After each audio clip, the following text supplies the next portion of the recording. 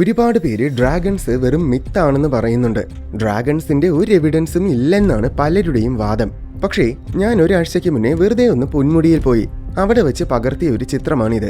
ഡ്രാഗൺസിന്റെ തെളിവില്ല എന്ന് പറയുന്നവരുടെ വായടപ്പിക്കുന്ന ചിത്രം. ഇത് കണ്ടിട്ട് വെറും മൂടൽ മഞ്ഞാണെന്ന് ചിലര് പറയും. പക്ഷേ ലോജിക്കലായിട്ട് നിങ്ങളൊന്ന് ആഴത്തിൽ ചിന്തിച്ചു നോക്കിയേ, ഈ പർവ്വതം നിറയെ എങ്ങനെ ഈ പുക കൊണ്ട് നിറഞ്ഞു? എന്തായാലും ഇത്രയും പുക ഉണ്ടാക്കാനുള്ള കഴിവോ അല്ലെങ്കിൽ എന്തെങ്കിലും മെഷീനോ പർവ്വതത്തിനില്ല. അങ്ങനെ പുക സ്വന്തമായിട്ടുണ്ടാക്കാൻ കഴിയുമായിരുന്നെങ്കിൽ പിന്നെ ലോകത്തിലെ എല്ലാ പർവ്വതങ്ങളും പുക കൊണ്ട് നിറയുമായിരുന്നു.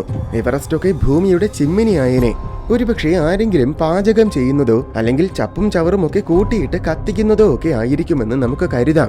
പക്ഷെ അങ്ങനെയൊക്കെ ചെയ്തതുകൊണ്ട് ഒരു പർവ്വതം മുഴുവൻ പുക കൊണ്ട് നിറയില്ല.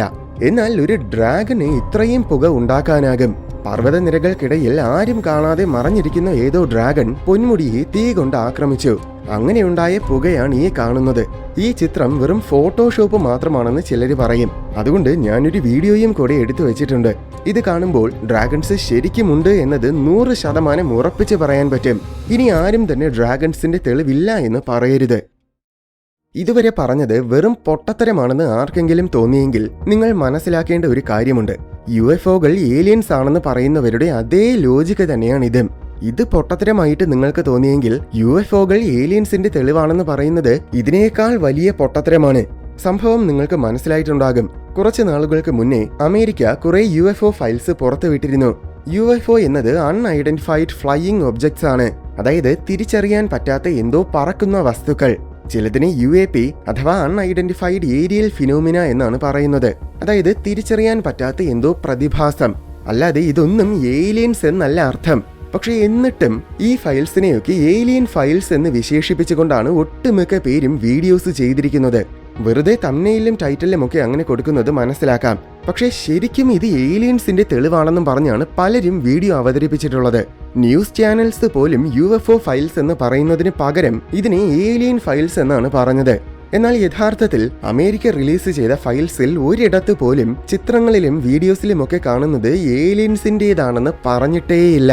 മനസ്സിലാക്കാൻ കഴിയാത്തത് എന്ന് മാത്രമേ പറഞ്ഞിട്ടുള്ളൂ. മനസ്സിലാക്കാൻ പറ്റാത്തതെല്ലാം ഏലിയൻസ് ആണെന്ന് മുൻവിധി എഴുതുന്നവരുടെ ബുദ്ധി ശരിക്കും വിമാനവും റോക്കറ്റും ഒന്നുമല്ല, ഫാസ്റ്റർ ദാൻ ലൈറ്റ് സ്പീഡ് ടെക്നോളജിയാണ്. അവരുടെ ലോജിക്ക് വെച്ച് നോക്കിയാൽ നിങ്ങൾക്ക് ഹിന്ദി അറിയില്ലെങ്കിൽ ഹിന്ദി സംസാരിക്കുന്നവരൊക്കെ ഏലിയൻസ് ആണ്. കാരണം നിങ്ങൾക്ക് ഹിന്ദി മനസ്സിലാക്കാൻ പറ്റില്ലല്ലോ. മനസ്സിലാക്കാൻ പറ്റാത്തതൊക്കെ ഏലിയൻസ് ആണല്ലോ. എന്തായാലും അമേരിക്ക പുറത്തുവിട്ട UFO ഫയൽസിൽ ഒരുപാട് UFO ചിത്രങ്ങളും വീഡിയോസും ഉണ്ട്. ഇതുപോലെ ഏലിയൻസ് ആണെന്നും പറഞ്ഞ് മുന്നോട്ട് വെച്ചിട്ടുള്ള ആയിരക്കണക്കിന് UFO ദൃശ്യങ്ങളും ചിത്രങ്ങളും മുൻപും നമ്മൾ ഒരുപാട് തവണ കണ്ടിട്ടുണ്ട്. അതിൽ 99% കൂടുതലും ഓൾറെഡി നമുക്കറിയാവുന്ന എന്തെങ്കിലും വസ്തുക്കളാണെന്നോ അല്ലെങ്കിൽ എന്തെങ്കിലും നാച്ചുറൽ പ്രതിഭാസമാണെന്നോ അതും അല്ലെങ്കിൽ വെറും തട്ടിപ്പാണെന്നോ പിന്നീട് തെളിയിക്കപ്പെട്ടിട്ടുണ്ട്. എന്നിട്ടും ഓരോ തവണ ഇതുപോലെ എന്തെങ്കിലും UFO ഫയൽസ് വരുമ്പോഴും കുറെ കോമാളികൾ ചേർന്ന് അതിനെല്ലാം ഏലിയൻ പര്യവേഷം നൽകും. ഇത് വിശ്വസിച്ചു പോകുന്ന പൊതുജനങ്ങളെ ഒരു രീതിയിലും കുറ്റം പറയാൻ കഴിയില്ല. കാരണം ബഹിരാകാശത്തെക്കുറിച്ച് കൃത്യമായ ധാരണയില്ലാത്തവരാണ് പൊതുവെ ഇത്തരം ഏലിയൻ കഥകളൊക്കെ വിശ്വസിക്കുന്നത്.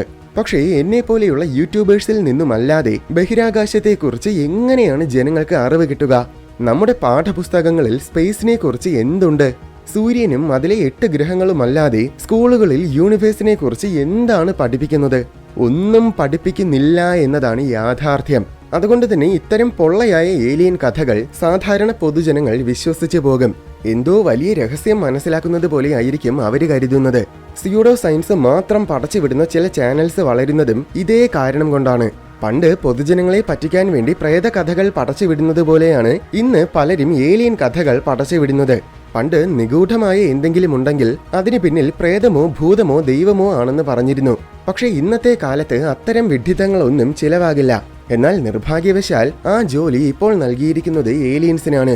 എന്തായാലും ഗവൺമെന്റ് അധികൃതർ ഉൾപ്പെട്ടിട്ടുള്ള എന്തെങ്കിലും ഒരു വിഷയം ഉണ്ടാകുമ്പോൾ അല്ലെങ്കിൽ നിഗൂഢമായ ദ്വീപുകളിൽ കാണപ്പെട്ട ചില സംഭവങ്ങൾ പുറം ലോകം അറിയുമ്പോൾ അതിൽ നിന്നും പൊതുജനങ്ങളുടെ ശ്രദ്ധ തിരിപ്പിക്കാൻ അമേരിക്ക ഇതുപോലെ UFO ഫയൽസ് എന്ന് പറഞ്ഞ് കുറെ ഫയൽസ് റിലീസ് ചെയ്യും. പക്ഷെ അതിൽ ഏലിയൻസിന്റേതാണെന്ന് സംശയിക്കാനായിട്ട് പോലും ഒന്നും തന്നെ ഉണ്ടായിരിക്കില്ല. ഇപ്പോൾ പുതുതായി റിലീസ് ചെയ്തിരിക്കുന്ന ഫയൽസിലും മനസ്സിലാക്കാൻ കഴിയാത്ത കുറെ വസ്തുക്കളും പ്രതിഭാസങ്ങളും അല്ലാതെ അന്യഗ്രഹ ജീവികളുടെ ഒരൊറ്റ തെളിവ് പോലുമില്ല. ശകലമെങ്കിലും ഇൻട്രസ്റ്റിംഗ് ആയിട്ട് തോന്നിയ ചില ഫയൽസ് ഉണ്ട്. ഉദാഹരണത്തിന് അപ്പോളോ ദൗത്യങ്ങൾക്കിടയിൽ പകർത്തിയ ഈ ചിത്രം. ഇതെന്താണെന്ന് നിലവിൽ നമുക്ക് കൃത്യമായിട്ട് അറിയില്ല. അതുകൊണ്ട് ഏലിയൻസ് ആയിരിക്കുമെന്നാണ് ചിലരുടെയൊക്കെ അവകാശവാദം. എന്നാൽ ഇത് ചന്ദ്രനിലെ സ്റ്റാറ്റിക് ഇലക്ട്രിസിറ്റി കാരണം ഉണ്ടാകുന്ന എന്തോ ഒരുതരം ഇലക്ട്രിക് എഫക്റ്റ് ആയിരിക്കാം. അല്ലെങ്കിൽ ലെൻസിൽ വന്ന് പതിച്ച സൂര്യപ്രകാശത്തിന്റെ റിഫ്ലക്ഷൻ ആയിരിക്കാം. അതുമല്ലെങ്കിൽ ചിലപ്പോൾ കോസ്മിക് റേസ് വന്ന് ക്യാമറ ലെൻസിൽ പതിച്ചപ്പോഴുണ്ടായ എഫക്റ്റുമായിരിക്കാം. ഇതിൽ അവസാനം പറഞ്ഞതായിരിക്കാനാണ് ഏറ്റവും കൂടുതൽ സാധ്യത. കാരണം ബഹിരാകാശത്തിൽ വൻതോതിൽ കോസ്മിക് റേസ് ഉണ്ട്. ഇങ്ങനെ പോസിബിൾ ആയിട്ടുള്ള വളരെ ലളിതമായ ഒരുപാട് എക്സ്പ്ലനേഷൻസ് ഉണ്ട്. പക്ഷെ ഇതൊന്നും അത്ര രസകരമായ എക്സ്പ്ലനേഷൻസ് അല്ല. ഇതൊക്കെ പറഞ്ഞാൽ ആരും ശ്രദ്ധിക്കുക പോലുമില്ല.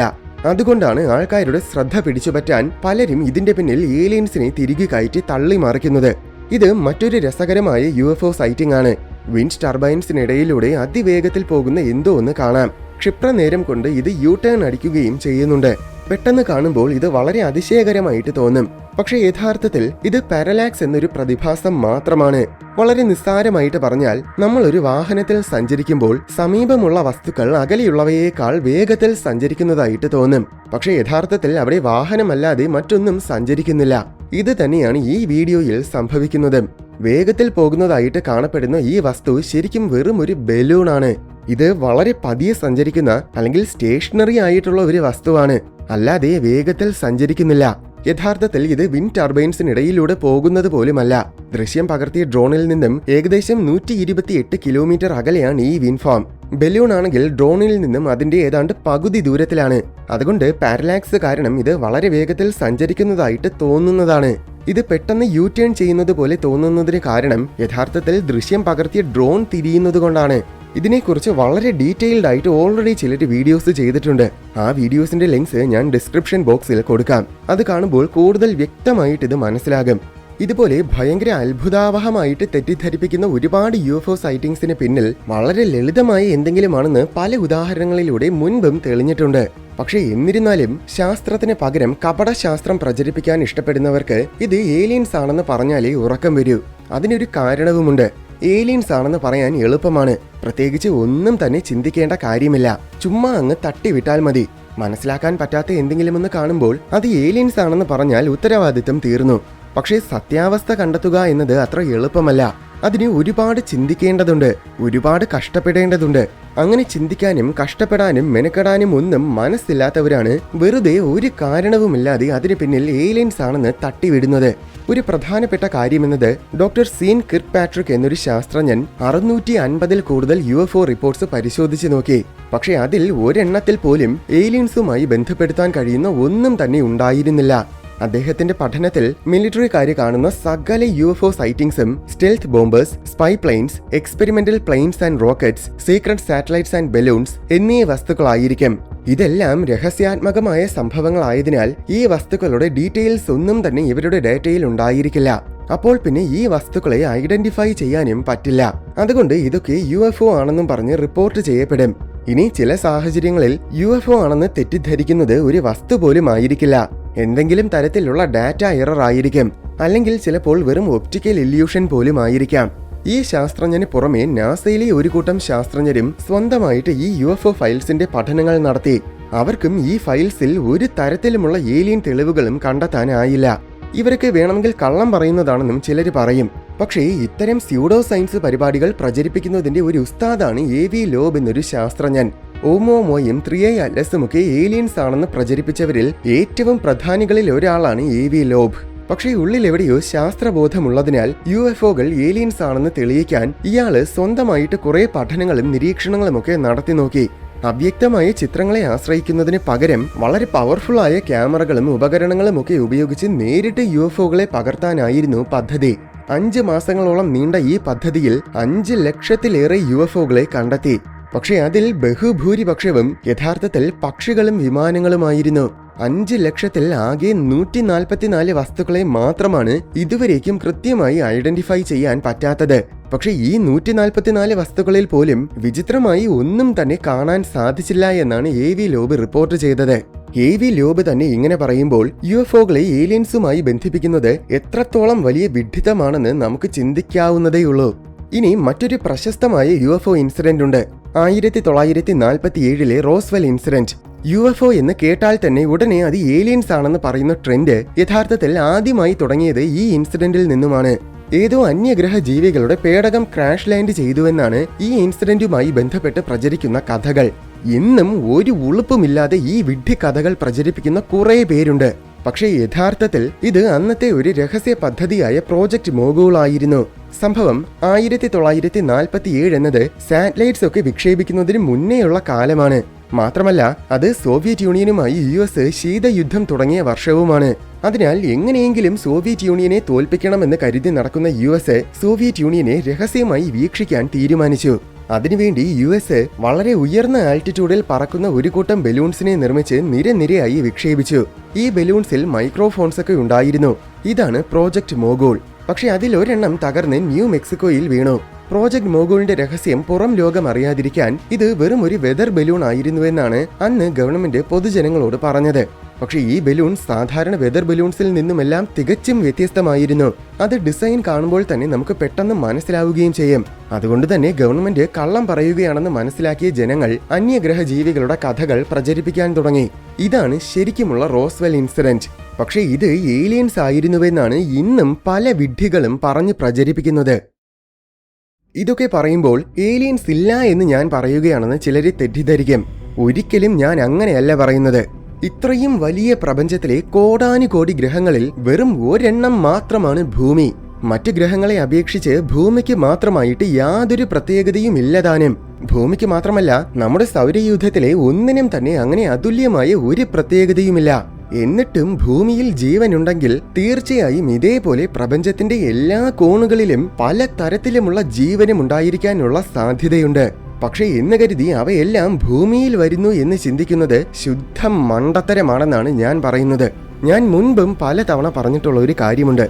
അന്യഗ്രഹ ജീവനെ തിരയേണ്ടത് അന്യഗ്രഹങ്ങളിലാണ്, അല്ലാതെ ഭൂമിയിലല്ല. നീലത്തിമിംഗലങ്ങളെ ചന്ദ്രനിൽ തിരയുന്നത് പോലെയാണ് അന്യഗ്രഹ ജീവികളെ ഭൂമിയിൽ തിരയുന്നത്. ഈ ചിത്രം കാണിച്ച് തുടക്കത്തിൽ ഞാൻ പറഞ്ഞ ഡ്രാഗൺ കഥയൊക്കെ ഒബ്വിയസ്ലി പൂർണ്ണമായും നോൺസെൻസ് ആണ്. ഇതിൽ കാണുന്ന പുക ശരിക്കും ഫോഗാണ്, അതായത് മൂടൽമഞ്ഞ്. വളരെ അടിസ്ഥാനമായി പറഞ്ഞാൽ മൂടൽമഞ്ഞ് എന്നത് നിലം തൊട്ട് നിൽക്കുന്ന മേഘങ്ങളാണ്. ജലത്തിന്റെ നീരാവി തണുക്കുമ്പോഴാണ് ജലത്തുള്ളികൾ കാരണം മേഘങ്ങൾ ഉണ്ടാകുന്നത്. പർവ്വതങ്ങൾ ഇതിനുത്തമമാണ്. നനവുള്ള വായു പർവ്വതങ്ങളിലൂടെ മുകളിലേക്ക് ഉയർന്നു പോകും. അപ്പോൾ ഉയർന്ന ആൾട്ടിറ്റ്യൂഡിലെ കുറഞ്ഞ താപനില കാരണം ഈ വായു വളരെ പെട്ടെന്ന് തണുക്കുകയും കണ്ടൻസേഷൻ സംഭവിച്ച് മേഘങ്ങളായി മാറുകയും ചെയ്യും, അതായത് മൂടൽമഞ്ഞായി മാറും. ഇതുകൊണ്ടാണ് പൊന്മുടി പോലത്തെ പർവ്വതങ്ങളൊക്കെ മൂടൽമഞ്ഞ് കൊണ്ട് നിറയുന്നത്. പ്രത്യേകിച്ച് നനവ് കൂടിയ അവസ്ഥകളിലും താപനില തീരെ കുറയുമ്പോഴും മഴക്കാലങ്ങളിലും മൂടൽമഞ്ഞ് തീവ്രമാകും. അല്ലാതെ ഇത് ഡ്രാഗൺ കാരണമുണ്ടാകുന്നതൊന്നുമല്ല.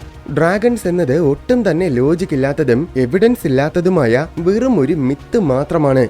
പക്ഷെ എന്നിട്ടും ഇത് ഡ്രാഗൺസിന്റെ തെളിവാണ്, ഡ്രാഗൺസ് യാഥാർത്ഥ്യമാണ് എന്നൊക്കെ പറയുന്നതിനെ കുറിച്ച് ചിന്തിച്ചു നോക്കൂ. ഇത് തന്നെയാണ് കുറെ സ്യൂഡോ സയൻസുകാർ UFOകളെ കുറിച്ച് പറയുന്നത്.